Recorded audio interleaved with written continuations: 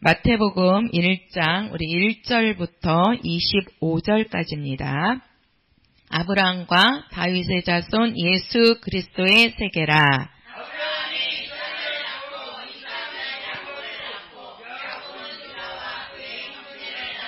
유다는 다말에게서 베레스와 세라를 낳고 베레스는 헤스론을 낳고 헤스론은 람을 낳고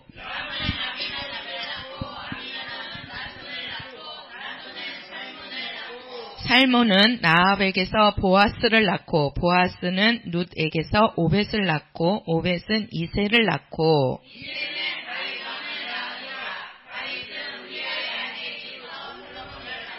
솔로몬은 르호보암을 낳고 르호보암은 아비야를 낳고 아비야는 아사를 낳고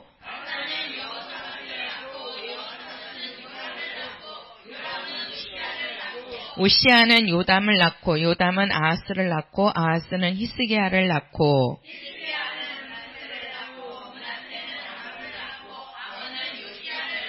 바벨론으로 이거할 때 요시아는 여고냐와 그의 형제를 낳으니라.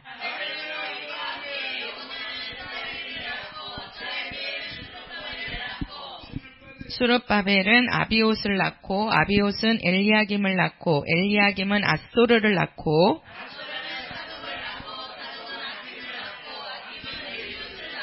엘리옷은 엘르아살을 낳고 엘르아살은 mat단을 낳고 mat단은 야곱을 낳고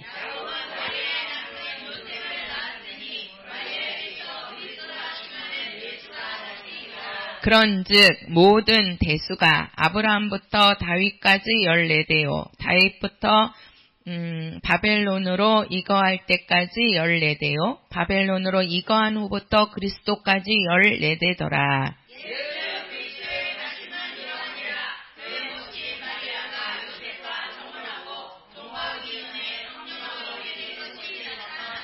그 남편 요셉은 의로운 사람이라 저를 드러내지 아니하고 가만히 끊고자 하여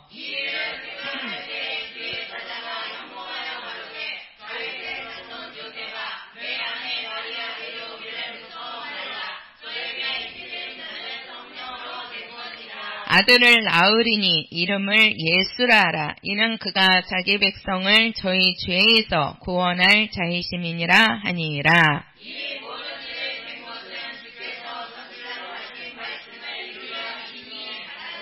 보라, 처녀가 잉태하여 아들을 낳을 것이요 그 이름은 임마누엘이라 하리라 하셨으니 이를 번역한즉 하나님이 우리와 함께 계시다 함이라.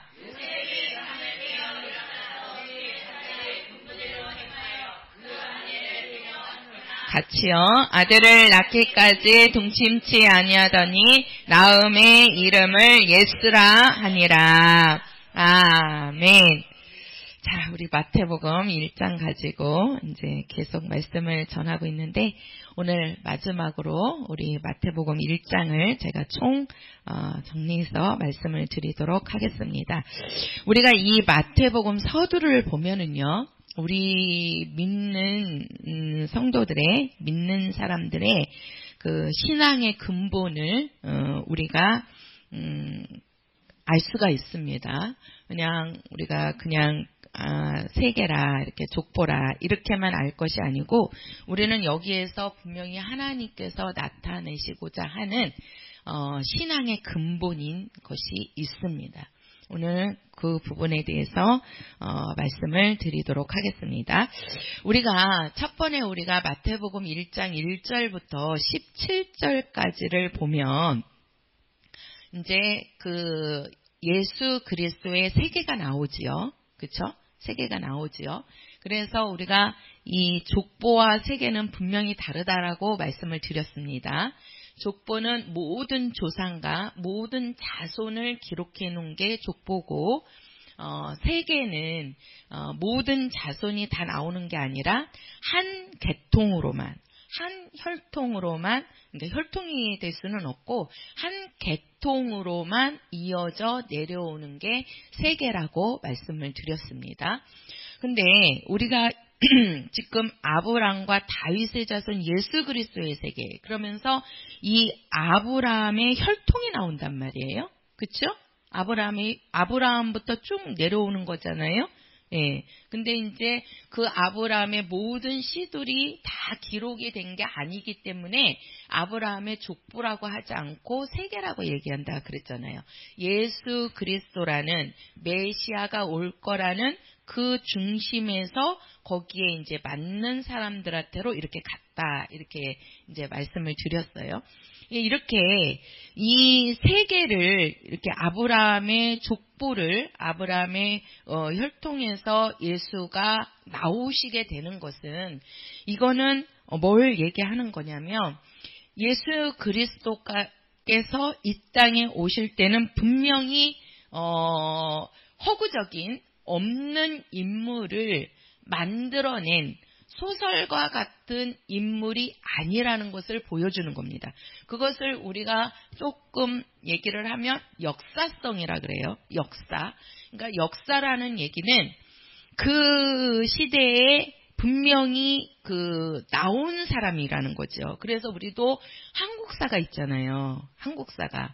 그러니까 한국사라는 얘기는 대한민국에 우리가 이렇게 이제 내려오면서 거기에 이제 실제로 있는 인물들이잖아요.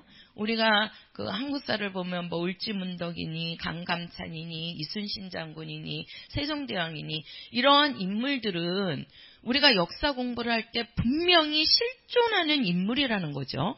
그렇죠? 없는 인물을 만들어낸 게 아니잖아요. 실제적인 인물이요. 또 그 인물이 그 당시에 그 업적들을 나타낸 게 우리가 이제 한국사인데요. 우리가 이제 뭐라 그러죠?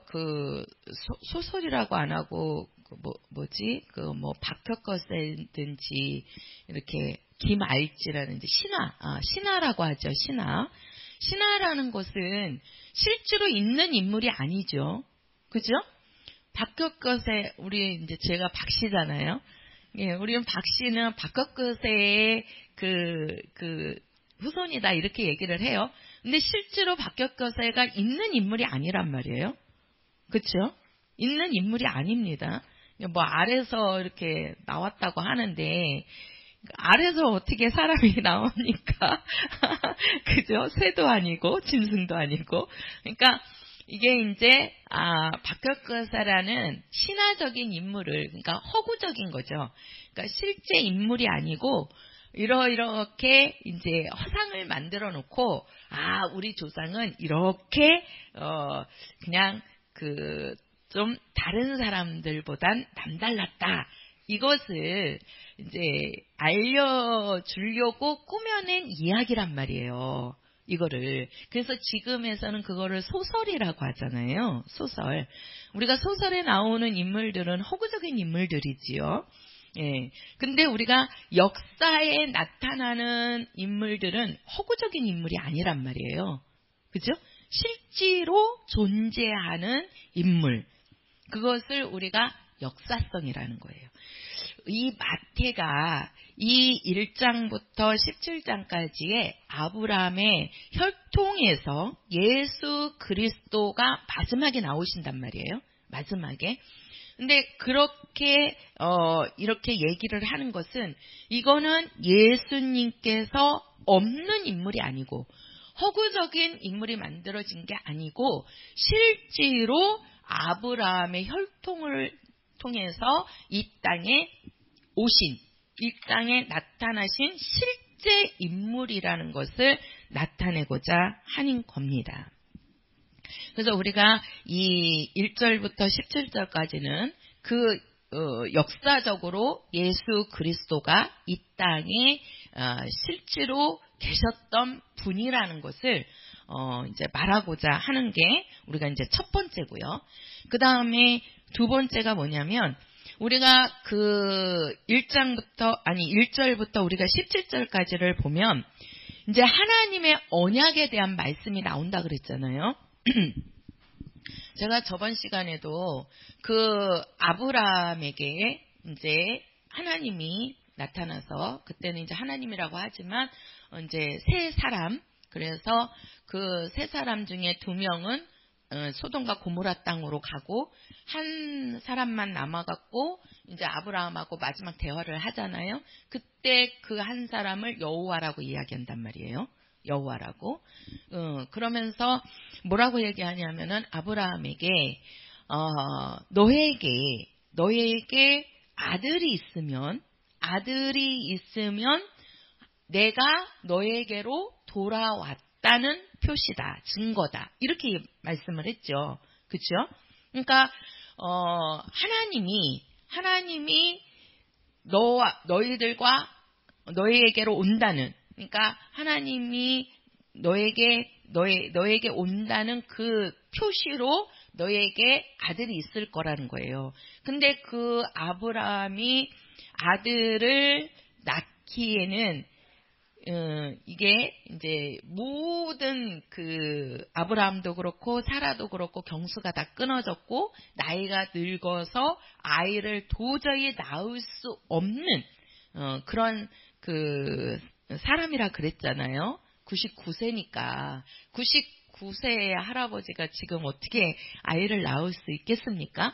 근데 사람으로 할 수 없는, 그래서 이제 사라가 그 얘기를 듣다가 웃었잖아요. 어떻게 내가 경수도 다 끊어졌고 늙은 할머니가 내가 무슨 아들을 낳는다고 이렇게 픽픽픽 웃다가 네가 비웃었지. 그래가지고 결국 그 아들의 이름이 이삭, 비웃음이라는 이름을 갖고 태어나잖아요. 근데 거기에 보면 우리가 이제 저번 시간에 제가 말씀드린 거는 두 사건을 말씀을 드렸습니다. 사람으로서는 되어질 수 없는 사건이 지금 마태복음 1장에 나오는데, 첫 번째 사건은 아브라함이 이삭을 낳는 사건이에요. 그래서 아브라함이 도저히 낳을 수 없는 아들을 낳는데, 그 이삭은 하나님께서 약속하신 씨라는 거죠. 그러니까 혈통으로는 하갈의 몸에서 이스마엘이라는 첫 장자를 낳아요. 근데 이 사갈은 자식이 없어요. 이 경수가 이제 다 또 끊어졌고, 근데 하나님께서 나올 수 없는 사라의 몸을 통해서 너에게 아들이 나올 거라는 거예요. 아들이. 그러면 네가 아들을 낳으면 내가 너에게로 돌아왔다는 뜻이다. 이걸 그러면서 그 얘기를 아브라함이 듣고 하나님이 자기에게로 돌아오겠다는 그 약속을 붙잡고 그냥 힘을 다한 거지요. 그게 결국은 경수가 살아나가지고 어떻게 돼요? 자식을 잉태하고 자식을 낳는단 말이에요. 그 낳은 자식이 이삭이란 말이에요. 그래서 그 언약, 그래서 우리가 그것을 이제 우리가 언약이라는 뜻이 말씀으로 약속하셨다는 거예요. 그러니까 언자가 말씀 언자에다가 그 다음에 약자가 약속 약자예요. 말씀으로 약속하셨다는 거죠. 그러니까 아브라함에게 하나님께서 약속하신 거예요. 뭘로? 말씀으로. 너에게 아들이 있으면 내가 너에게 돌아왔다는 뜻이다. 그거를 붙잡고 아브라함과 사라가 함께 해갖고 낳은 자식이 이삭이란 말이에요. 그 약속을 붙잡고 하나님의 약속, 말씀의 약속, 그걸 언약이라 그러는데 그 언약을 붙잡고 나온 자들에게 아브라함의 혈통이 이어지면서 그게 예수 그리스도의 세계가 나오게 되는 겁니다. 그러니까 우리가 이 1절부터 17절까지의 내용은 우리가 첫 번째로 우리가 볼 수 있는 것은 예수 그리스도는 역사성을 갖고 있다. 쉽게 말해서 실존하는 인물이다. 예수는 이 땅에 실제로 오신 분이시다라는 것을 말하고 있고, 그 다음에 두 번째는 말씀의 언약이라는 거죠. 그러니까 하나님의 언약, 쉽게 말해서 하나님의 말씀의 약속을 붙잡고 있는 사람들한테 분명히 이 예수 그리스도의 세계로 이어졌다는 거죠. 그거를 우리가 보면, 자, 우리 한번 말라기서 3장 가서 보실래요? 그 바로 앞에 말라기서 3장 6절입니다. 3장 6절. 자, 3장 6절. 우리가 이 말라기가 말라기 선지자죠. 구약의 마지막 선지자거든요. 이 선지자가 지금 하는 말이 3장 6절 같이 읽겠습니다. 시작. 나 여호와는 번역지 아니하시나니 그러므로 야곱의 자손들아 너희가 소멸되지 아니하느니라. 자, 여기도 보면 나 여호와는 변역지 아니하나니. 변역이라는 것이 뭡니까? 그렇죠. 변하는 거. 그러니까 하나님은 변하지 아니하신다. 예, 변하지 아니한다. 쉽게 말해서 하나님의 언약은 변치 않는다는 것을 우리가 마태복음 1장 1절에서 17절까지의 그 내용이 들어가 있는 겁니다. 그래서 그 약속을 붙잡고 있는 사람들에게로 그 예수 그리스도의 세계가 이어졌다는 거죠. 그것을 우리가 알 수 있는 것이 뭐라 그랬습니까? 살몬은 라합에게서 보아스를 낳고, 이 라합은 뭐라 그랬죠? 기생이라 그랬잖아요. 그렇죠? 그리고 또 3절에 가서 유다는 다말에게서 베레스와 세레를 낳고, 이 다말은 유다의 며느리였다라고 했잖아요. 그렇죠? 이들이 어떻게 예수 그리스도의 세계에 들어와 있느냐는 거지요. 왜? 이 다말이라는 여인은 그 씨를 이으려고 하는, 그 씨를, 내가 이 유다의 씨를 이어줘야 된다는 그것을 확고하게 그 약속을 붙잡고 있었단 말이에요. 그러니까 유다는 다말에게서 그 자손을 낳는 거지요. 그리고 그 자손으로 해서 예수 그리스도의 세계가 이어진다는 거예요. 그러한 사건들이 우리가 이 세계에서 보면은 참 많이 있습니다. 그러니까 이 약속을, 하나님의 약속을 부어잡고 있는 사람들한테로 어떻게 됐어요? 예수 그리스도의 세계가, 그렇죠, 같다는 거란 말이에요. 그리고 또 한 가지는 뭐냐면, 우리가 하나님의 약속을 가지고 있다고 하는데, 이 약속은 바로 뭐냐면, 하나님의 가정은 혈통이 아니라 무엇으로? 믿음으로 간다는 것을 우리가 알 수가 있습니다. 그래서 우리가 이 아브람과 다윗의 자손 이렇게 얘기를 하는데, 이 아브람의 혈통이지만 이 아브람도 히브리서에 가서 보면은 믿음으로 아브람은 이삭을 낳고 이렇게 얘기하죠. 예. 그래서 우리가 하나님의 언약을 붙잡고 있다고 그러는데, 그 언약을 붙잡은 사람들, 그 언약을 믿은 사람들, 그것을 구약에는 믿음이라고 이야기했단 말이에요. 그러니까 그들의 믿음은, 구약 사람들의 믿음은 바로 뭐냐면, 하나님의 약속이 반드시 이루어진다라는 그 약속을 믿은 사람들, 그게 구약 사람들의 믿음이었습니다. 그러니까 그 말을 다시 말하면, 구약 사람들 바로 뭐예요? 메시아가 와가지고 우리를 구원하실 거고, 그 하나님이 우리와 함께 할 거라는 것을 믿었던 사람들이에요. 믿었던. 그래서 그 히브리서에서는 아브라함은 믿음으로 이렇게, 누구는 믿음으로 자꾸 이제 믿음에 대한 대상으로 이렇게 설명을 하고 있습니다. 근데 우리가 이제 자 보세요. 자, 제가 지금 이제 오늘 좀 우리가 마태복음 1장이니까요. 우리가 마태복음 1장 우리 1절부터 17절까지예요. 요게 뭐냐면 예수 그리스도의 세계가 나오는 겁니다. 그죠? 예, 예수 그리스도의 세계에 대해서 지금 마태는 기록을 한 거예요. 그러면 요 1절부터 17절까지 이 예수 그리스도의 세계에서 우리가 볼 수 있는 게 첫 번째가 역사성. 말해서 예수님은 실제로 이 땅에 오신 분이시다. 그것을 말하고자 하는 거고, 두 번째는 분명히 이 언약, 하나님이 말씀으로 약속하신 것은 절대 절대 변한다, 변하지 않는다. 그렇죠. 변하지 않는다는 것을 말하고자 하는 겁니다. 그리고 세 번째가 하나님은 혈통으로 나오지 않고, 그죠? 만약에 혈통으로 하나님의 아들 예수가 나오신다 그러면 아브라함에서 이스마엘로 가야 되는 거고, 또 이스마엘에서 큰아들이 있겠지요? 그죠? 이렇게 가야 되는 거예요. 그리고 이삭에게서도 에서와 야곱이 있으면은 에서로 가야 되는 거예요. 근데 혈통으로 가지 않고 무엇으로 갔어요? 믿음 있는 자에게로 갔단 말이에요. 그래서 우리가 그것을 믿음의 가정 또는 하나님의 가정 이렇게 말씀을 드린 거예요.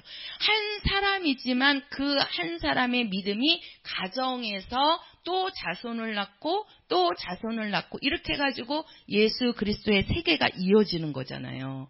그렇죠? 그래서 이 믿음으로 하나님은 믿음의 사람으로 간다. 믿음의 가정을 따라서 간다.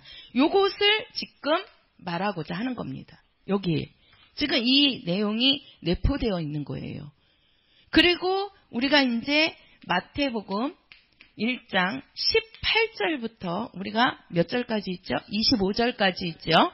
자, 25절까지 오늘 이제 이 부분을 제가 좀 더 설명을 해드릴 거예요. 자, 마태복음 1장 18절부터 25절까지를 보면 뭐가 나오냐면 이제 예수 그리스도의 탄생이 나오는 거예요. 그죠? 예수의 탄생이 나오는 거란 말이에요. 예수의 탄생. 그러면 우리가 이 예수의 탄생을 보면 이제 두 가지를 이제 보셔야 돼요. 저도 준비를 할 때는 이게 딱 안 잡히는데 준비를 해가지고 이제 여기 와갖고 기도하려고 여러분 이제 하다가 보면 이게 그 준비할 때는 이게 이제 처음부터 끝까지는 하는데 그림이 안 그려지거든요. 근데 제가 이제 여기 이렇게 와가지고 잠깐이지만도 이렇게 기도를 하다 보면 그 준비한 말씀이 도표가 그려져요. 도표가. 집에서는 도표가 안 그려지거든요. 근데 이렇게 이제 말씀 전하기 전에 이렇게 기도하면서 하나님 나에게 오늘 말씀은 좀 영감으로 전할 수 있게 해주세요. 그러다 보면 이 준비한 말씀이 하나의 그림으로 이렇게, 그러니까 쉽게 말해서 이게 도표라고 하지만 그림으로 이렇게 그려지는 거예요. 제가 이따가 한번 그려볼게요. 이게 제가 말씀을 준비하면서 그런 게 아니고 기도를 하다가 이 말씀이 이렇게 처음부터 끝까지 이렇게 마태복음 1장이 이렇게 그려지는 거예요. 그래서 너무 감사해요. 한번 보시자고요. 이제 탄생이 나오는 거예요. 우리가 이제 18절부터 25절까지를 보면 예수의 탄생이 나오는데 이제 두 가지로 지금 말씀을 하고 있습니다. 우리가 예수의 탄생을 한번 어디를 보시냐면요. 자, 18절입니다. 18절. 자, 18절. 자, 같이 읽겠습니다. 시작. 예수 그리스도의 나심은 이러하니라. 그 모친 마리아가 요셉과 정혼하고 동거하기 전에 성령으로 잉태된 것이 나타났더니, 자, 여기에 보면은요, 예수 그리스도의 탄생을 지금 말씀을 하고 있는데 그 모친 마리아가 요셉과 정혼한 거예요. 그쵸? 정혼하고 동거하기 전에, 이것을 우리는 무슨 기간이라고 그러냐면 동정녀라고 얘기를 해요.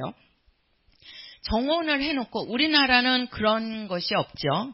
우리나라는 결혼 예법에 그게 없는데 그 이스라엘에는 동정녀라는 기간이 있어요. 그러니까 옛날에 우리나라도 결혼을 먼저 하기 전에 약혼식을 먼저 하거든요. 그래서 이제 1년 전이나 2년 전에 약혼식을 해가지고, 이제, 여기 총각하고, 여기, 이제, 처녀하고, 이제, 결혼을 할 거라는 약속이잖아요. 그래서 그때는 이제 부모들이나 가족들만 이렇게 이제 같이 식사하면서, 이제 약혼식 비슷하게 이렇게 하잖아요. 가까운 친척들만 하고. 그 다음에, 이제, 약혼식이 지나고, 이제 날짜를 새로 잡아가지고 이제 결혼식을 올렸단 말이에요.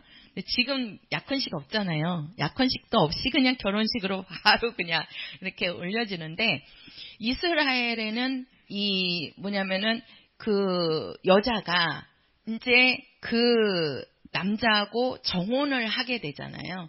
그러면 정혼을 하게 되면 그 남자 집으로 가가지고, 남자 집으로 가서 10달 내지 1년을 그 남편 될 사람하고 그 남자하고 함께 하지 않고, 그러니까 동거하지 않고 같이 잠자리를 하지 않고 그냥 남자 집에서만 이제 머무는 거예요. 사는 거예요. 그것을 동정녀 기간이라고 해요.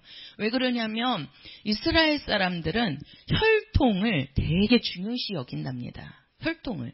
그래서 분명히 이 여자에게서 난 아이는 반드시 자기 씨라는 것을 확인하고 싶은 거예요. 그러니까 여자들이 이제 그 동정녀 기간 동안에 만약에 이제 다른 남자하고 이렇게 관계를 맺고서 이제 정혼을 할 수도 있잖아요. 그러면 그 10달이라는 시간이나 1년 그 기간 안에 분명히 남자하고 잠자리를 같이 해서 잉태가 됐다고 그러면 그게 들통이 난단 말이에요. 들통이. 그러니까 그러한 혈통적인 것을 정확하게 하기를 원해서 이스라엘 사람들은 여자에게 동정녀 기간을 두는 거예요. 그래서 우리가 이제 여기를 보면은요, 지금 이 마리아는 동정녀입니다. 동정녀예요. 자, 동정녀라는 얘기는 지금 그 요셉하고 정혼했는데, 그죠? 정혼했는데 그 동거하기 전 이렇게 얘기하잖아요. 그게 바로 이 동정녀 기간이라는 거예요. 동정녀 기간. 근데 이 동정녀 기간인 요 마리아에게는 남편은 있는 거죠. 그죠? 신랑은 있는 거예요. 요셉과 정혼했으니까.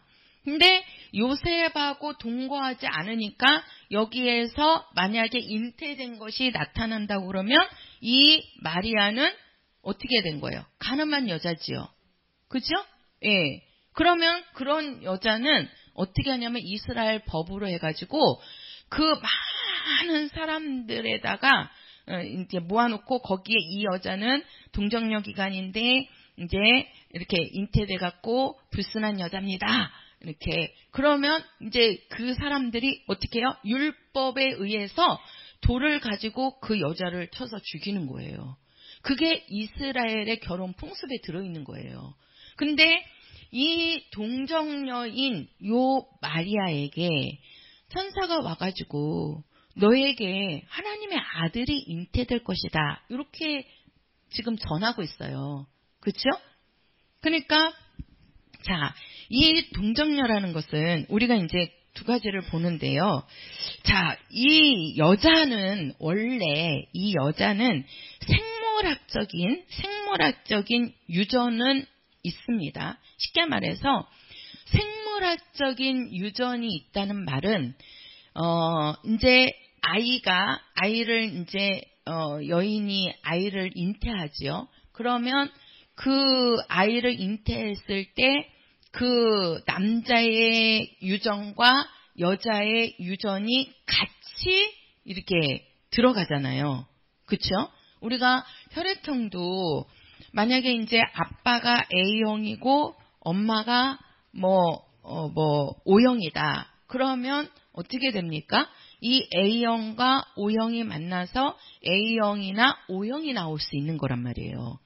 그런 생물학적. 또 우리가 그 학생 때 그 염색체에 대해서 배우잖아요. 그러면 그 염색체가 많잖아요, 종류가. 근데 그 염색체 중에서도 아빠의 염색체를 따르느냐, 엄마의 염색체를 따르느냐에 따라서 그 아이의 그것이 이렇게 많이 이렇게 바뀐단 말이에요. 그래서 아이가 딱 태어나면 아빠를 많이 닮았네, 엄마를 많이 닮았네, 이런단 말이에요.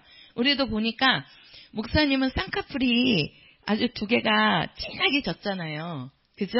예. 근데 이제 코는 별로예요. 근데 저는 코가 오똑하잖아요. 근데 저는 이게 별로 쌍꺼풀이 별로 없거든요. 근데 이제 조금 저기 하면 이게 쌍꺼풀이 생겼다가 없어졌다 막 이래요. 근데 제가 보니까 우리 은혜를 어렸을 때 딱 보니까 얘는 쌍꺼풀이 없는 거예요. 쌍꺼풀이. 그 대신 목사님은 눈썹이 되게 진하잖아요. 또 눈썹이 그죠? 저는 눈썹이 없잖아요. 저는 이렇게 눈썹이 별로 없어요. 맨날 나보고 눈썹이 왜 반만 있냐 맨날 목사님이 그러셨거든요. 근데 은혜를 처음에 딱 났는데 은혜를 보니까 쌍꺼풀이 없는 거예요. 나는 좀 쌍꺼풀이 있으면 여자들은 쌍꺼풀 돈 주고도 수술하는데 목사님 눈이 닮았으면 좋겠다 그랬거든요. 근데 쌍꺼풀이 없고 그 대신 은혜는 이 눈썹이 목사님을 닮은 거예요. 그래갖고 눈썹이 되게 진했어요. 눈썹이. 근데 쌍꺼풀이 없어갖고 맨날 나는 왜 쌍꺼풀이 없냐고. 우리 집에서 쌍꺼풀이 없는 사람 은혜밖에 없거든요. 예, 충환이도 있지, 지혜도 있지, 또 지혜도. 근데 이제 지혜는 태어났는데 지혜는 반대예요. 또 걔는 쌍꺼풀이 있잖아요. 근데 걔는 또 눈썹이 나를 닮아가지고 눈썹이 거의 없어요. 그러니까 그게 바로 뭐냐면 누구의 염색체를 갖고 오느냐, 그 담느냐에 따라서 그러한 모형은 이렇게 바뀔 수 있는 거예요. 그러한 역량은 여자가 줄 수 있다는 거예요. 근데 여자에게는 뭐가 없냐면 씨의 유전이 없어요. 뭐가 없어요? 씨의 유전. 쉽게 말해서 이 여자는 이게 지금 이제 동정녀 요게 마리아가 지금 여자잖아요. 그쵸? 자 보세요. 제가 왜 이런 얘기를 하는지를 지금 이 동정 이게 마리아입니다. 마리아의 몸에서 지금 예수님이 나오시는 건데 요 여자란 말이에요. 이 여자에게는 씨가 없는 거예요. 씨가. 오직 씨는 누구에게 있는 거예요? 남자에게 있는 거예요. 남자에게. 그래서 여자 몸에다가 남자의 씨를 넣어줘야 거기서 잉태가 되는 거란 말이에요. 남자아이가 됐든 여자아이가 됐든 씨가 들어가야 잉태가 되는 거란 말이에요. 왜 그러냐면 여자에게는 하나님께서는 씨는 없어요. 씨를 유전할 수 있는 그런 능력은 없고 오직 여자는요. 그래서 뭐라 그러냐면 닭과 같다 이렇게 얘기해요. 닭으로 표현을 하거든요. 여자를. 그러니까 우리가 이제 만약에 고구마를 요렇게 이제 고구마가 이렇게 안 생겼는데 이렇게 생겼나? 고구마라고 생각을 해보세요. 이 고구마인데 이 고구마를 아주 그냥 돌짝밭 막 그냥 돌이 막 많이 있는 이런 밭에다가 고구마를 심으면 어떻게 나겠어요? 고구마가 어떻게 나요? 막 울퉁불퉁 나겠죠. 막 여기 이렇게 되니까 그렇죠. 모양이 안 이쁘게 나는 거잖아요. 근데 아주 그냥 흙이 황토흙, 아주 이쁜 황토흙, 고운 황토흙에다가 고구마를 심으면 어떻게 나겠어요? 고구마가 아주 이쁘게 나겠죠. 그죠? 그러한 역할을 해줄 수는 있다는 거예요. 밭이 어떠냐에 따라서. 밭이 좋지 않으면 열매가 좋지 않게 나는 거예요. 그죠? 근데 밭이 좋으면 흙도 좋고 밭이 좋으면 곡식도 이쁘게 난단 말이에요. 그러한 역할은 해도 여기에다가 고구마를 심었는데 고구마가 감자가 돼서는 나오지 않잖아요. 그쵸? 그죠? 예. 그러니까 내가 고구마를 심었는데 그 고구마가 돌연변 돼가지고 감자가 나오나요? 아니라는 거죠. 감자를 심었는데 그 감자가 그 밭에 따라서 이쁘게 나올 수도 있고 썩게 나올 수도 있고. 제가 이제 감자를 보니까 이 감자도 이렇게 감자를 이렇게 땅에다가 이렇게 심으면요. 여기에서 이제 봄이 되면 싹이 나면서 이렇게 감자가 이렇게 자라요. 줄기가 이렇게 올라와요. 제가 보니까 감자를 우리 주차장에 어떤 아주머니인지는 누군지는 모르겠어요. 한 번은 감자 싹이 난 거를 이렇게 많이 갖다 놓으셨어요. 그래서 이거를 내가 처치를 못 하겠는 거예요. 그래서 엄마한테, 엄마 이거 이렇게 쌍난 거 심으면 감자가 나? 그랬더니 난대요. 그럼 이거 오빠 보고 갖다가 심으라고 할까? 그랬더니 그래서 이제 그거는 보관해뒀다가 오빠가 왔길래 오빠 그냥 이거 살게 났으니까 있는 그냥 우리 오빠가 이제 막내 오빠가 주말 농장을 한단 말이에요. 갖다가 좀 심어놔봐. 그리고 오빠를 이렇게 한 봉다리 줬어요. 근데 그 뒤에 또 누가 주차장에다가 또 쌍난 거를 한 10개인가 10몇 개를 봉투에다가 넣어갖고 이게 갖다는 거예요. 그러니까 이제 일반 사람들은 쌍나면은 안 먹잖아요. 거기에 이제 독성 성분이 있다 그래가지고. 근데 이제 버리기는 너무 아깝고.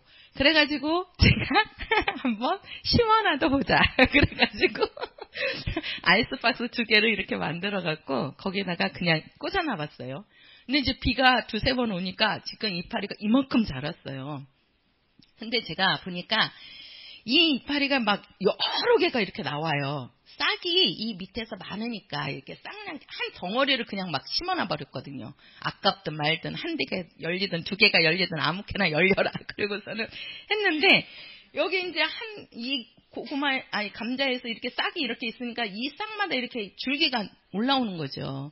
근데 이제 제가 이렇게 해놓고 한번 유튜브를 한번 봤어요. 그랬더니 이 싹이 이렇게 많으면 이 감자가 크지를 못한다는 거예요. 그래서 이렇게 올라왔을 때는 이거를 다 뽑아주고 아주 틈실한 거 2개만 남겨놓으라는 거예요. 2-3개만.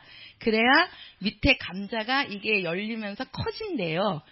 그냥 내가 오늘은 2-3개만 놔두고 뽑아줘 보셨어요. 그래도 열리라고. 그러니까 이게 뭐냐면요.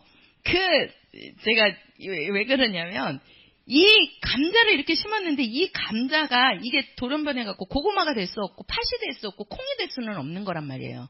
다만 요거를 조금 이렇게 잘라주면 감자가 조그맣게 열리냐 크게 열리냐 그 차이죠. 그죠? 무엇을 심느냐에 따라서. 그러니까 심는 씨앗은 남자가 심는 거라고요. 여자에게.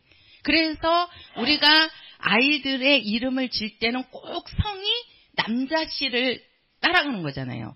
남자가 김 씨면 김 누구누구, 박 씨면 박 누구누구. 왜 그러냐면 그 씨가 남자의 씨기 때문에 남자의 성을 따라가는 거예요. 그게.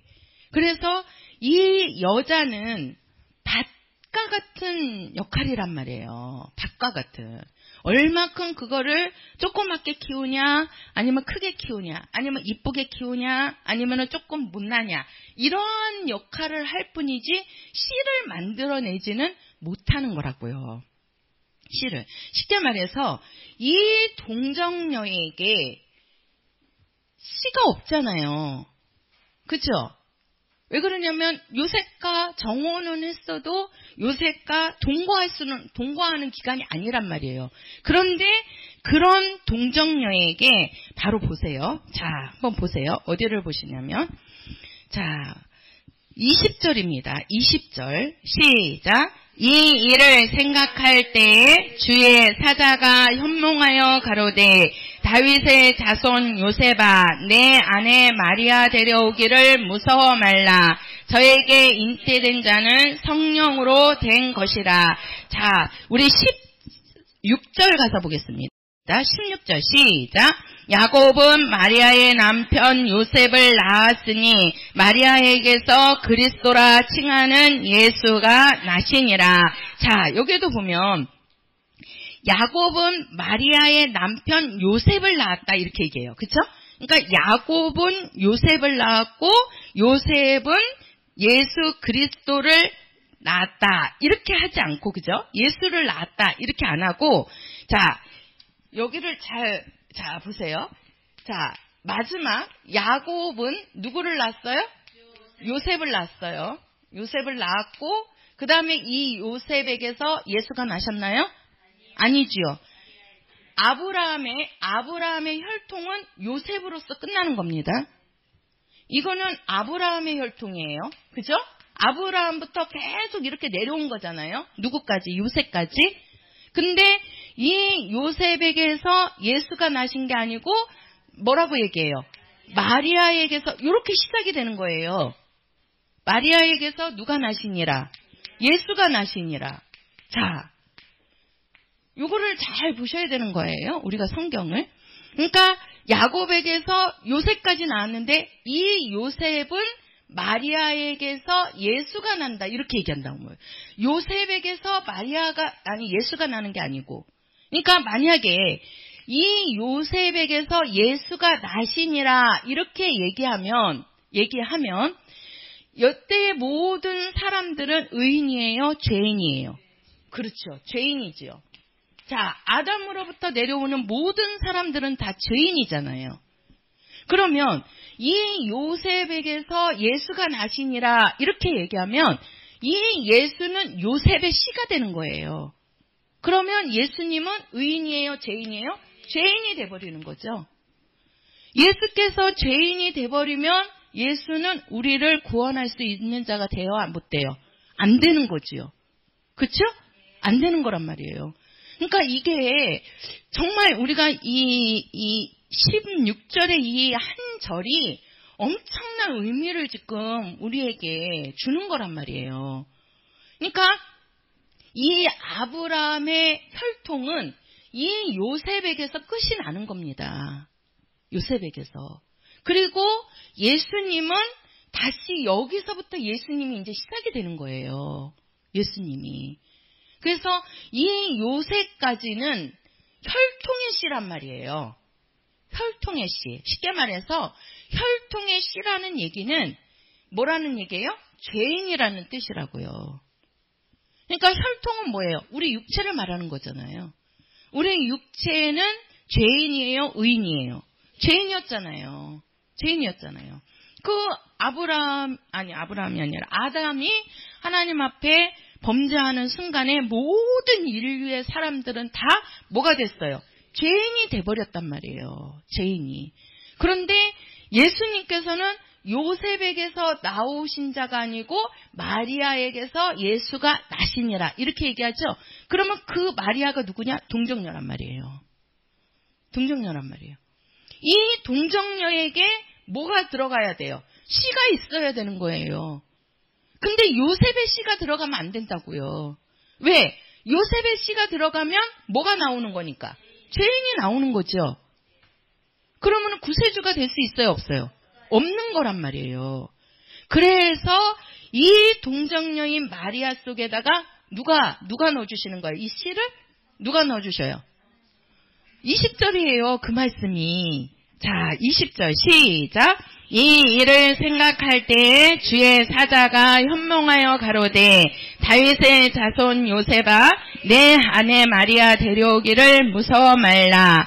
전에는 잉태된 자는 성령으로 된 것이라. 자, 이 동정녀인 마리아에게 잉태한 것은 누구로 된 것이다? 그렇지요. 성령으로 된 것이라는 거예요. 이 성령이 누구냐? 하나님의 씨란 말이에요. 하나님의 씨를 넣은 거예요. 하나님의 씨. 그러니까 하나님의 씨가 들어가니까 누가 나오는 거예요? 그렇지요. 하나님이 나오시는 거죠. 이 하나님은 의인이에요? 죄인이에요? 예, 죄인이에요? 의인이시죠. 오직 의인은 하나님밖에 없잖아요. 그래서 여기에서 나오는 이름이 뭐가 나오는 거예요? 그 다음이 나오는 거예요. 21절 시작. 아들을 낳으리니 이름을 예수라 하라. 이는 그가 자기 백성을 저희 죄에서 구원할 자이심이니라 하니라. 자, 그러면서 이 성령은 하나님이잖아요. 하나님의 씨가 여기에 들어가니까 하나님이 나오시는 거란 말이에요. 그래서 그 하나님은 바로 누구다? 자기 의인이니까, 그죠? 의인이니까 자기 백성을 어디에서? 그렇지요. 죄에서 뭐 할 자라? 그렇지요. 구원할 자. 왜? 그분은 죄 없는 의인이시기 때문에. 그래서 그 이름이 바로 뭐다? 예수. 이렇게 되는 거예요. 예수. 그러니까 어떤 씨가 들어가느냐는 거죠. 그래서 그것이 이제 이 요셉으로서는 혈통의 씨가 끝나는 거고 이제 이 마리아 속에 누구의 씨가 들어갔다고요? 성령, 하나님의 씨가 들어간 거죠. 그죠? 하나님의 씨가 들어가니까 그 하나님의 씨가 나온단 말이에요. 그 하나님의 씨가 누구예요? 예수잖아요. 그래서 우리가 예수를 누구의 아들이라 그래요? 그렇지요. 하나님의 아들 이렇게 얘기하잖아요. 하나님의 아들. 하나님의 씨가 나온 거라는 거죠. 하나님의 씨가. 그래서 우리가 마태복음 1장 18절에서 25절까지 이것은 바로 하나님의 신성. 이거는 바로 뭐예요? 하나님의 아들. 예수가 누구시냐? 하나님의 아들이시다. 이분은 참 누구시다? 하나님이시다. 이것을 지금 말하고 있는 거예요. 말하고 있는 거예요. 그래서 우리가 마리아에게 성령, 하나님의 씨가 들어가니까 바로 하나님의 아들이 나오시는 거죠. 그래서 그 아들이 바로 뭐예요? 이 죄인을 뭐 할 수 있다? 구원할 수 있다는 것이죠. 왜? 정말 우리가 몇 절이야? 이 16절이 정말 이게 요셉에게서 예수가 나왔다라고 해버리면 어마어마한 이게 정말 이게 이 복음이 달라지는 거예요. 그러니까 예수도 의인이 아니고 죄인으로 온 것이 돼버리는 거라고요. 왜? 죄인의 씨가 들어가기 때문에. 근데 요셉에게서의 씨가 들어간 게 아니고 하나님의 그죠? 성령이 하나님의 씨가 들어가니까 하나님의 아들로서 오시는 거죠. 하나님의 아들. 그러니까 하나님의 아들로 오시니까 이 하나님의 아들이 우리를 뭐 하는 거예요? 구원하시는 거죠. 그래서 그 하나님의 이름이 뭐다? 하나님의 아들의 이름이 예수다. 예수는 무슨 뜻이라고요? 자기 백성을 저희 죄에서 뭐 할 자라? 구원할 자라. 구원할 자라. 이렇게 말씀을 하는 거예요. 그리고 우리가 두 번째로 우리가 볼 게 자, 한번 23절입니다. 23절 시작. 보라 처녀가 잉태하여 아들을 낳을 것이요 그 이름은 임마누엘이라 하리라 하셨으니 이를 번역한즉 하나님이 우리와 함께 계시다 함이라. 자, 여기에 보면은 보라 처녀가 여기서는 동정녀라고 안 하고 누구라고 얘기하죠? 처녀라고 얘기해요. 자, 마리아를 이야기하는데 마리아를 동정녀라고 얘기하고 마리아를 뭐라고 얘기하죠? 처녀라고 합니다. 자, 처녀가 잉태하여. 처녀가 잉태할 수 있어요, 없어요? 없지요. 그죠? 처녀가 잉태할 수 있어요, 없어요? 없단 말이에요. 없단 말이에요. 근데 처녀가 잉태해서 아들을 낳는데 그 이름을 뭐라고 한다? 임마누엘이라고 한다. 임마누엘. 자, 처녀가 잉태할 수 없는 겁니다. 이것은 뭘 얘기하냐면 하나님의 이적을 이야기하는 겁니다. 우리가 이 땅에서는 사람이 상상할 수 없는 일들이 나타나는 것을 기적이라고 얘기하죠. 이 땅에서는 죽은 사람이 갑자기 살아났다든가 이런 거는 막 세상에서는 기적이라고 하잖아요. 근데 우리가 성경에서는 죽은 사람이 살아난 사건들이 많지요. 근데 그것을 우리가 성경에서는 기적이라고 안 하고 이적이라고 하지요. 그 기적은 우연하게 나타나는 사건을 말하는 거고 이적은 당연하게 나타나는 사건을 이적이라고 해요. 그러니까 사람의 눈으로 볼 때는 죽은 사람이 살아난 것이 기적이죠. 어떻게 죽은 사람이 살아나겠어요? 그렇죠? 예, 이거는 기적과 같은 일이지요. 근데 하나님으로서는 죽은 사람이 살아나는 것은 기적이 아니란 말이에요. 당연히 하나님은 하실 수 있는 일이죠. 그래서 그것을 성경에서는 기적이라고 안 하고 이적이라고 하는 거예요. 그러니까 그 이적은 하나님이 하시는 일을 말하는 거예요. 하나님의 법을 말하는 거거든요. 그러니까 우리가 성경에 보면 예수님께서 죽은 사람을 살리시지요. 또 물을 가지고 포도주를 만들어서 그 연회 때 이제 그 모자란 포도주를 쓰게 한단 말이에요. 우리가 물을 가지고 어떻게 포도주를 만듭니까?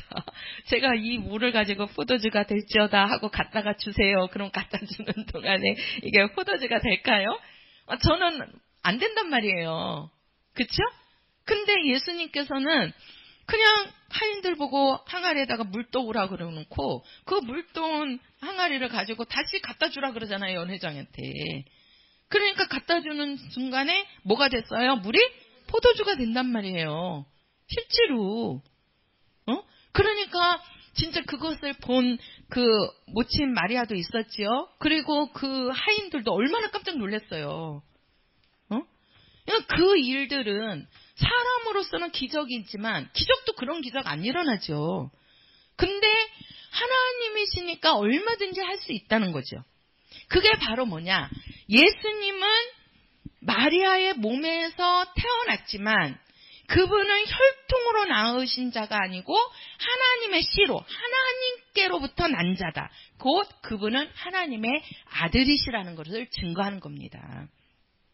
그러니까 처녀의 몸에서 처녀가 잉태하여 아들을 낳을 것이요. 이 말은 바로 뭐냐? 예수께서 하나님의 아들이신 것을 증거하는 거란 말이에요. 그래서 그것을 이제 하나님의 이적을 얘기하는 건데 하나님이 할 수 있다는 거죠. 그래서 우리가 크게 보면 우리가 이 1장에서는 뭐예요?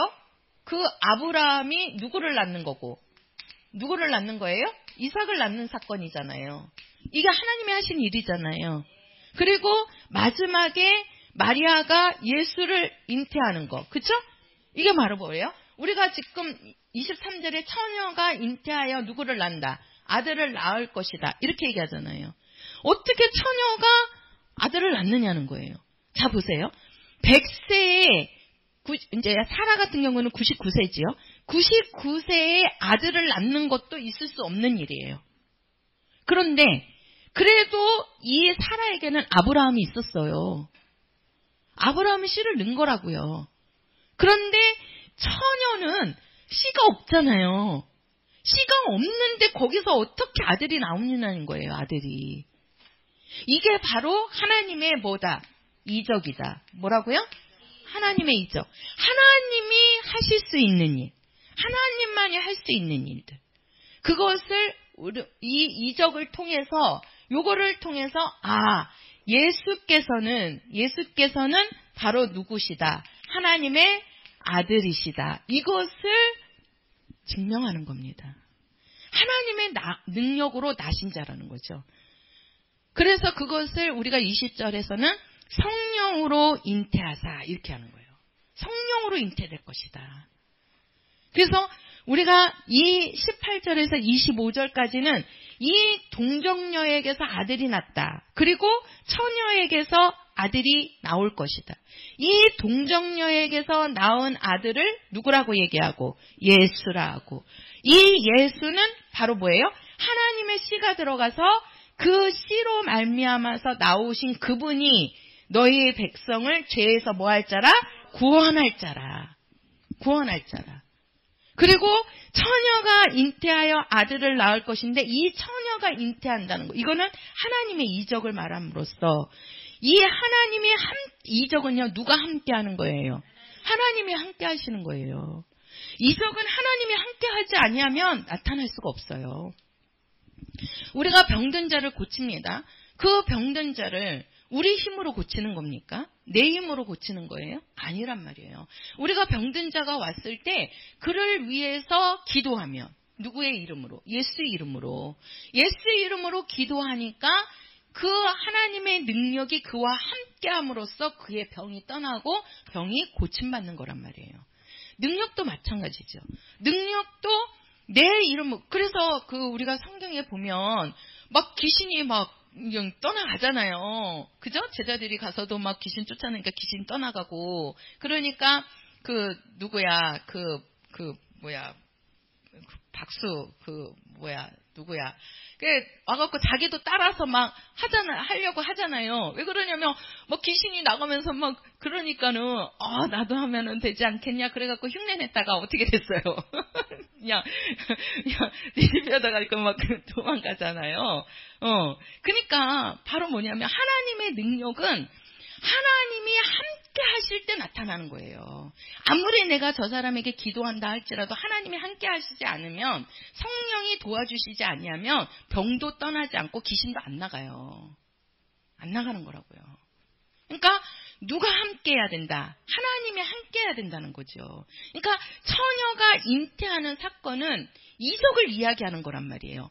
이 땅에서 벌어질 수 없는 일들, 벌어질 수 없는 사건들, 오직 하나님만이 하실 수 있는 것들, 그것을 우리가 이적이라고, 그 이적이 나타나기 위해서는 누가 함께 해야 된다? 하나님이 함께 하신다는 거예요. 그래서 처녀가 잉태하여 아들을 낳으실 것이요 그 이름을 뭐라 하라? 임마누엘이라 하라. 자, 임마누엘, 하나님이 함께 하시니까 이러한 이적이 나타납니다. 근데 우리와 함께 하기 위해서 예수께서 죽으시고 부활하신 후에 우리에게 보내주신 분이 누구시죠? 그렇지요. 자, 우리에게 누가 오셨어요? 성령이 오셨지요. 성령이 오시니까 우리는 예수와 어떻게 하는 거예요? 함께 하는 거죠. 그래서 우리가 성령이 오시면 너희와 영원토록 뭐하리라? 함께 하시리라 그 말씀이 있지요. 어디 나와 있지? 요한복음에 나와 있어요. 네. 그러니까 영원토록 떠나지 않고 너희와 함께 있으리라 이렇게 얘기하잖아요. 그러니까 우리에게도, 자 보세요. 예수께서 동정녀 마리아에게 잉태될 때도 누구로? 성령으로 잉태됐지요. 그죠? 성령으로 잉태됐지요. 자, 처녀가 잉태하여 아들을 낳을 것인데 그 아들의 이름은 누구다? 임마누엘이다. 이 임마누엘을 우리와 함께하기 위해서 누가 오셨다? 우리에게 성령이 오셔서 우리들과 함께 하신다는 거예요. 이것을 제가 다시 한번 그려보겠습니다. 이게 지금 마태복음 1장이란 말이에요. 자, 우리가 이 마태복음 1장을 통해서 정말 하나님의 능력을 우리가 보는 거예요. 지금 하나님의 능력을. 자,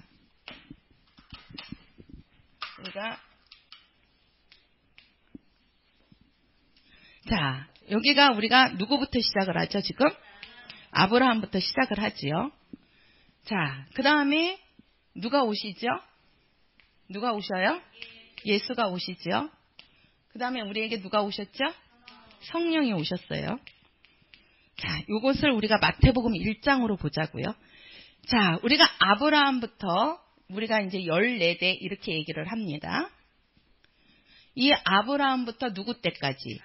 다윗 때까지 몇 대가 되는 거예요? 14대. 그 다음에 요 다윗 때부터 어디까지인 줄 아세요?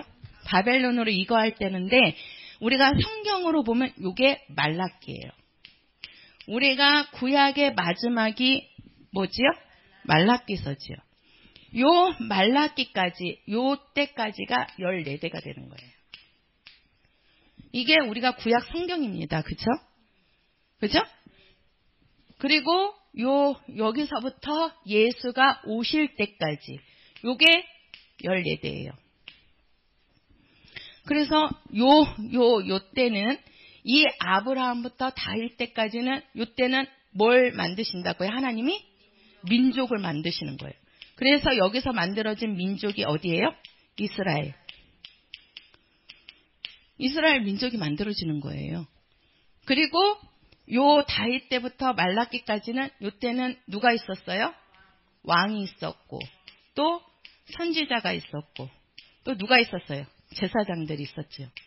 그래서 이들이 이스라엘 백성들을 이끌고 갔단 말이에요. 이끌고 갔어요. 이때가 다윗 때부터 바벨론으로 이거하기 전까지예요. 요게 이제 말라기. 그래서 말라기 선지자잖아요. 마지막 선지자가 말라기 선지자란 말이에요. 요때까지는 누가 있었다? 왕, 선지자, 제사장들이 있었다는 거죠. 그리고 말라기서부터 우리가 예수 오시기 전까지는 성경이 없죠? 왜 성경이 없다 그랬죠? 기록된 성경이 없어요. 언젠데? 14대에 걸쳐서 기록된 성경이 없어요. 그럼 우리가 안 보이잖아요. 말라기서부터 마태복음 사이에 성경이 있어요? 없잖아요. 그쵸? 왜 그러죠? 이때에 어떻게 됐어요? 바벨론에게 패망을 해가지고 포로로 잡혀가잖아요. 잡혀가서 나라도 없어지고 나라가 없으니까 왕도 없고 또 노예 생활하면서 선지자도 없는 거예요. 제사장도 없는 거예요. 아무것도 없어요. 그래서 이때를 뭐라고 했냐면 암흑기다 이렇게 얘기해요. 암흑기. 완전히 뭐예요? 그냥 노예, 그냥 존속된 나라지요. 응? 그래서 마지막에는 애굽에 있다가 또 이제 나중에 이렇게 나오고 마지막에는 예수님 때는 어디의 식민지였어요? 로마의 식민지잖아요. 우리 지금 서신서, 바울 서신서 보면은 바울이 로마의 감옥에 갇혀서 쓴 서신들이 많잖아요. 그때까지도 이 이스라엘은 식민지 생활이었던 거예요. 예수님이 오실 때까지. 그래서 이때를 암흑기라 그래요. 아무도 없는 거예요. 왕도 없고 선지자도 없고 제사장도 없고 이 이스라엘 백성들을 이끌어 갈 사람이 없는 거예요. 그런데도 하나님의 약속은 이어진 거죠. 간 거예요. 이게 우리가 뭐라고 얘기하는 거예요? 언약이다. 이렇게 얘기하는 거예요. 하나님의 언약. 하나님의 약속은 변치 않고 계속 온 겁니다. 그것을 누구라 그랬어요? 믿음의 사람, 믿음의 가정 이렇게 얘기한 거예요. 이게 누구의 세계가 되는 거예요? 예수, 그렇죠. 예수 그리스도의 세계가 되는 거예요. 이게 마태복음 1장 1절부터 17절까지. 여기까지죠? 예수가 오시기 전까지. 그리고 이제 예수님이 오셔가지고 예수님이 이루시는 거예요. 뭘 이루셔요? 아브라함에게 너에게 누가 있으면 아들이 있으면 내가 너에게 뭐 한 것이다? 돌아온 것이다. 돌아온 것이다. 요 표시로 아들을 낳게 한 거예요. 그러면 하나님께로 돌아왔다는 것이 언제 돌아왔어요? 예수께서 이 땅에 오신 거. 이 땅에 오신 게. 그래서 예수님을 우리는 뭐라고 얘기하냐면 뭐라고 그래요? 언약을 성취하신 분이다 이거예요. 그래서 언약 성취. 쉽게 말해서 하나님이 약속하신 것을 이루셨다는 거예요. 이루셨다는 거예요. 그래서 요 언약을 우리가 성경에서는 첫 언약이라고 얘기해요. 이것을 첫 언약, 구약에 하나님께서 하신 말씀, 구약에 하나님께서 하신 언약, 요것을 첫 언약이라고 한다고요. 성경에서는. 요 첫 언약을 오셔서 이루신 분, 이게 누구예요? 예수. 예수. 그러면 그 언약이 누구냐? 요게 마태복음 1장 21절. 그죠? 누구라고요? 예수. 예수는 누구시라고요? 자기 백성을 죄에서 뭐 할 자라? 구원할 자라. 구원자라는 거예요. 우리를 구원하시는 분. 그리고 이제는 누가 오셨어요? 성령이 오시지요. 자, 여기에 보면은 성령이 우리에게 오심으로써 우리를 뭐라고 얘기하죠? 자녀? 자녀? 자, 이게 이제 예수님께서 오셔갖고 이루시고 그분이 죽으시고 부활하신 다음에 하늘로 올라가서 우리에게 누구를 보내주신다? 자, 성령을 보내주신다. 그럼 성령이 오시면 내가 너희와 영원토록 뭐하리라? 함께하리라. 이렇게 약속하시죠? 그래서 이 함께하겠다는 이 약속, 요게 뭐냐면 새 언약이라고 하는 거예요. 새로운 약속을 주셨다는 거예요. 내가 너와 뭐하리라? 함께하리라. 자, 이 구약의 여기서부터 여기까지는 뭐라 그랬죠? 하나님과 함께가 아니고 뭐라 그랬죠? 동행이라 그랬잖아요. 그죠? 동행. 구약 사람들은 하나님과 동행한 거란 말이에요. 그래서 요거를 하면 1 더하기 1은 뭐가 되는 거예요? 이건 함께가 아니에요. 그냥 옆에서 같이 이렇게 하나님이 이렇게 이끌고 가신 거란 말이에요. 그러나 우리는 뭐예요? 새 언약. 이건 뭐예요? 하나님과 함께예요. 동행이 아니죠. 그죠? 그러니까 성령을 보내주셔서 우리에게 새로운 약속을 해주신 거예요. 성령이 오시며 너희와 영원토록 뭐하리라? 함께하리라. 그 성령이 오셔서 이 땅에서도 우리와 하나님이 함께 하시지만 우리가 하늘나라 가서도 누구와 함께 하는 거예요? 하나님과 함께 사는 거잖아요. 그것을 우리는 영생이라고 하는 거잖아요. 영생이라고. 그래서 우리가 구약에는 요 언약을 붙잡고 믿은 사람들. 그죠? 그러니까 그들은 믿음이 있기는 했죠. 근데 무슨 믿음이에요? 그 언약, 하나님께서 하신 말씀이 분명히 이루어진다는, 변치 않는다는, 하나님께서 약속하신 대로 나에게 오신다는 그 약속을 대로 그들은 산 사람들이란 말이에요. 그 믿음이 있었던 거예요. 그들의 믿음은 구원하는 믿음이 아니고 제사함을 받는 믿음이 아니고 하나님의 약속대로 아들이 오실 거라는 거죠. 자기 씨에서 그 약속을 붙잡은 거고, 그러면 그 아들이 와서 우리를 제사해 주실 것이다, 사하여 줄 것이다, 그 믿음을 갖고 있었던 거고, 우리는 직접 아들이 오셔가지고 그 아들이 우리를 직접 어떻게 한 거예요? 용서하신 거잖아요. 구원하신 거잖아요. 그래서 우리는 예수님은 그 언약, 구약의 하나님께서 약속하신 그 약속들을 예수께서 오셔가지고 다 이루신 거란 말이에요. 그 예수는 하나님의 뜻을 성취하신 분이고, 그죠? 성취하신 분이고, 그 성취하는데 예수 이름으로 오셨다는 거죠. 왜? 그 예수 이름만이 우리를 뭐 할 수 있어요? 그렇지요. 죄에서 구원할 수 있는 거란 말이에요. 이렇게 죄에서 구원받은 자에게 이제는 성령을 보내주셔서, 이 성령이 뭐예요? 하나님의 능력이잖아요. 우리 안에 하나님이 오신 게 이게 이적이란 말이에요. 이게 능력이고, 처녀가 잉태하는 사건처럼 우리에게 성령이 오신 게 능력이고 이적이에요. 그러니까 누가 함께하는 거라는 거예요? 하나님이 함께한다는 거예요. 그래서 우리는 새 언약으로 사는 사람들이에요, 이제는. 그래서 요 예수께서 첫 언약을 성취함으로 우리가 구원받는 것이고, 그죠? 구원받은 것이고, 그리고 성령이 오셔서 하나님과 함께함으로 우리는 뭐예요? 새 언약으로 하나님과 예수와 함께하는 삶을 사는 겁니다. 그것을 우리가 성경에서는 뭐라 그런다? 임마누엘. 임마누엘. 여기는 누구고요? 예수. 여기는 누구라고요? 임마누엘. 그러니까 우리는 이제는 예수 하나님이 뭐 하시는 거예요? 임마누엘로 계시는 거예요. 임마누엘로 계시는 거예요. 누구를 통해서? 성령을 통해서. 이것이 마태복음 1장 1절부터 25절까지의 말씀입니다. 이 마태가 정말 이 1장에서 성경 전체 내용이잖아요, 지금. 그죠?